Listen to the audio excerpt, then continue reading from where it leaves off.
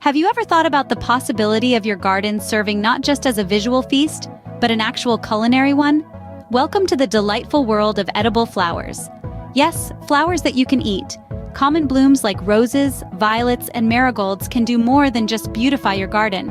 They can add vibrant colors, unique flavors, and even nutritional value to your meals. Imagine your garden transforming into a secret pantry full of natural, flavorful ingredients. Now you might be asking, how do I use these floral delights in my cooking? Well, there are countless ways to bring a touch of elegance and a burst of flavor to your meals with edible flowers. Imagine a fresh salad, punctuated with the vibrant colors and subtle flavors of pansies or nasturtiums. Picture a cocktail, its beauty enhanced by a garnish of delicate violets or borage flowers.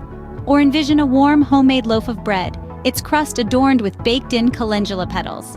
Remember, it's crucial to use flowers that have been grown without the use of harmful chemicals.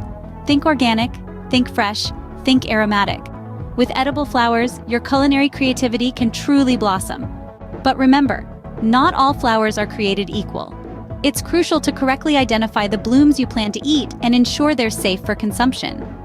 While edible flowers can add a pop of color and flavor to your meals, they can also bring unwanted side effects if not chosen wisely.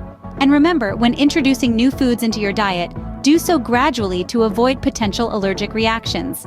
Safety should always come first in the garden and the kitchen. When in doubt, consult a trusted source or professional before consuming any new flower. Edible flowers can truly add an exciting twist to your meals and make your garden even more rewarding. Remember their beauty and utility, and never forget the safety precautions.